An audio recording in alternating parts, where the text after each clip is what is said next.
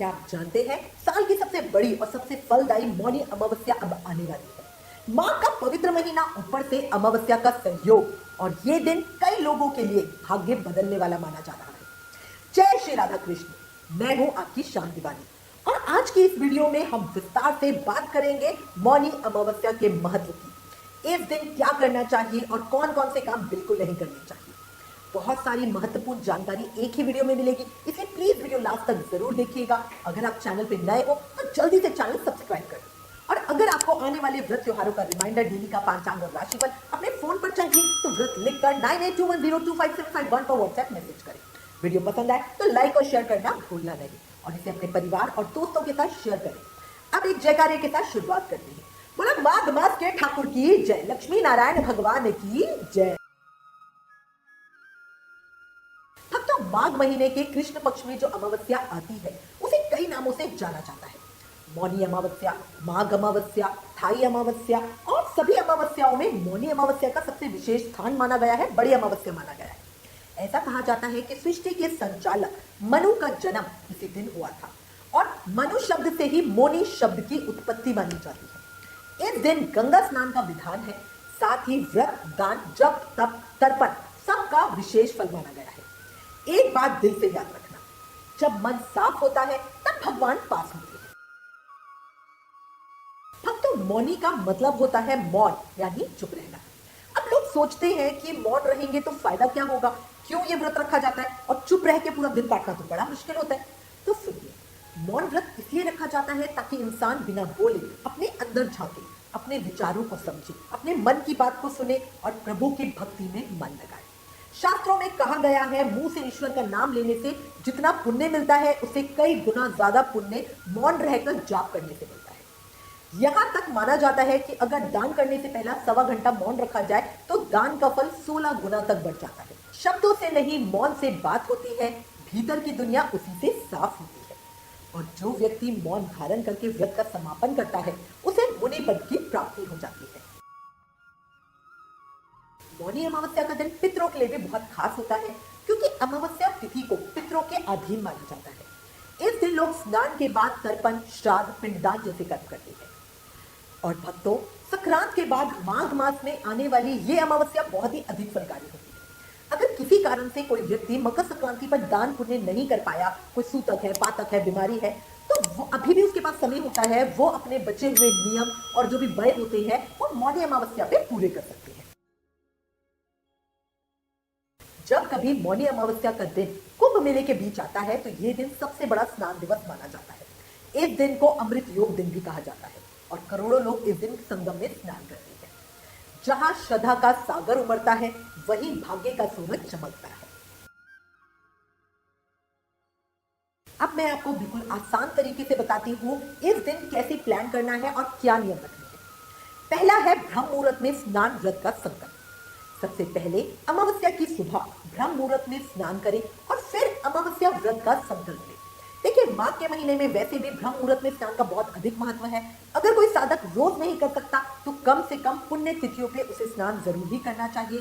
स्नान कहाँ करें? गंगा नदी, सरोवर, पवित्र कुंड। अगर बाहर स्नान करना, घर से बाहर जाके स्नान करना संभव ना हो तो घर में ही स्नान के जल में गंगा जल और काले तिल डालकर स्नान करें। इससे भी आपको गंगा स्नान का ही पुण्य फल मिलता है। दूसरा है स्नान के बाद स्वच्छ वस्त्र पहने।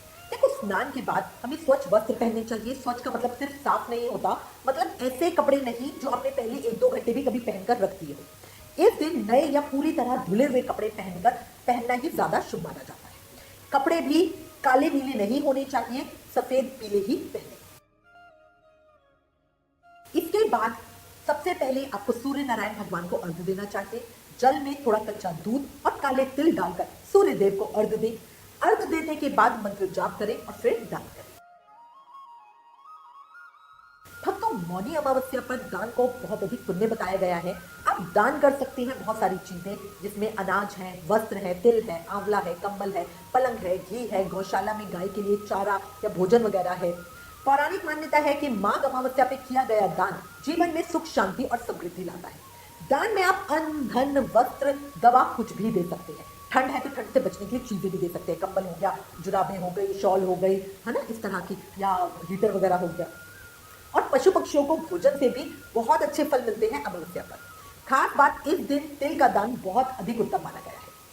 दान वही जो चेहरे पर मुस्कान दे और पुण्य वही जो जीवन को पहचान दे, हमेशा याद रखना। देखो, अमावस्या तिथि पितरों के लिए बहुत खास होती है। अगर आप ज्यादा कुछ नहीं कर सकते हो तो एक छोटा सा काम तो जरूर ही करें। एक ब्राह्मण को घर बुलाकर भोजन कराएं, वस्त्र और दक्षिणा दें। अगर घर में खाना बनाना संभव नहीं है तो सूखा राशन, दक्षिणा वगैरह वो ब्राह्मण को उनके घर जाके दे सकते हैं। इससे पितर संतुष्ट होते हैं और घर पर कृपा बनी रहती है। हमसे अक्सर लोग पूछते हैं कि मौन व्रत के नियम क्या है। तो देखो, अगर आप पूरे दिन मौन नहीं रख सकते तो कम से कम सूर्योदय से सूर्यास्त तक मौन व्रत रखें। और यदि व्रत करना कठिन है तो आप मीठा भोजन कर सकते हैं। लेकिन ध्यान रखिए, इस दिन संयम और साधना बहुत जरूरी है। बिना काम की बात तो गलती से भूलकर भी ना बोले और कोशिश करें, अगर आप पूरी तरह मौन व्रत नहीं रख सकते तो कम से कम बोले। मौनी अमावस्या के दिन भगवान विष्णु की पूजा की जाती है। पूजन से पहले अपने ऊपर और पूरे घर में गंगा जल की छींटे जरूर लगाएं। मान्यता है इससे नेगेटिव एनर्जी खत्म होती है, पूजा में ज्यादा मन लगता है। इस दिन पितरों के निमित्त गीता का 7वां अध्याय पढ़ना बहुत शुभ माना गया है। कहा जाता है इससे पितरों के कष्ट दूर होते हैं और वो प्रसन्न होते हैं। श्रद्धा से किया गया पाठ पितरों तक सीधा पहुंच जाता है। देखो, अभी तक मैंने आपको वो बातें बताई हैं जो हमें मौनी अमावस्या के दिन जरूर करनी चाहिए, पर अब मैं आपको वो बातें बताती हूँ जो बहुत जरूरी है, जिनका हमें ध्यान रखना और इस दिन बिल्कुल नहीं करना, गलती से भी नहीं करना। इसका हमें बहुत दोष मिलता है। क्या ये बातें? रात में यात्रा नहीं करें, नेगेटिव जगहों पर ना जाएं, कलह, विवाद और क्रोध से बचें, किसी से बहस, लड़ाई झगड़ा ना करें, गुस्सा तो बिल्कुल ना करें, खासकर बुजुर्गों और बच्चों पर। स्त्री का संग नहीं करना चाहिए, तुलसी दल नहीं तोड़ना चाहिए, तुलसी का कोई भी पत्ता नहीं तोड़ना चाहिए, चौराहे पर पैर रखकर नहीं चलना चाहिए। अगर मौन व्रत नहीं रख सकते तो कम से कम बोले। रात में शमशान भूमि ना जाए, खुले में या किसी पेड़ के नीचे, खासकर पीपल के पास तो बिल्कुल यूरिन या पेशाब ना करें। यह दिन भगवान का है और इस दिन व्यवहार भी भगवान जैसा ही करना चाहिए। अब चलिए कुछ शक्तिशाली उपाय भी जान लेते हैं। पहला उपाय, लौंग और कपूर से हवन करें। शास्त्रों के अनुसार 11 लौंग और कपूर से हवन करें, फिर कनक धारा स्तोत्र का पाठ करें। मान्यता है इससे पैसों की तंगी दूर होती है, उधार दिए पैसे जल्दी वापस आते हैं। दूसरा उपाय, 5 लाल गुलाब के फूल और 5 जलते दिए बहते जल में प्रवाहित करें। एक दिन रात में 5 लाल गुलाब और 5 जलते हुए दीप देसी घी वाली किसी नदी में प्रवाहित करें। मान्यता है इस उपाय से मां लक्ष्मी साधक पे मेहरबान हो जाती है। तीसरा उपाय, पशु पक्षियों को भोजन कराएं। ज्योतिष शास्त्र के अनुसार मौनी अमावस्या पर पशु पक्षियों को खाना खिलाने से पितर प्रसन्न होते हैं और पितृदोष से राहत मिलती है। खासकर गाय, चींटी, कौवा, कुत्ता, इससे तो कुछ जरूर ही खिलाएं, जितने भी आपके सामर्थ्य हो। जिस घर में दया का भाव होता है वही भगवान का ठहराव होता है। तो भक्तों, आज हमने मौनी अमावस्या के बारे में पूरी चर्चा की। आपको मौनी अमावस्या का महत्व, मौनी व्रत का रहस्य, स्नान, दान, तर्पण कैसे करें और गीता का पाठ कौन सा करें, कौन से काम नहीं करें, साथ ही कुछ खास उपाय भी बताएं।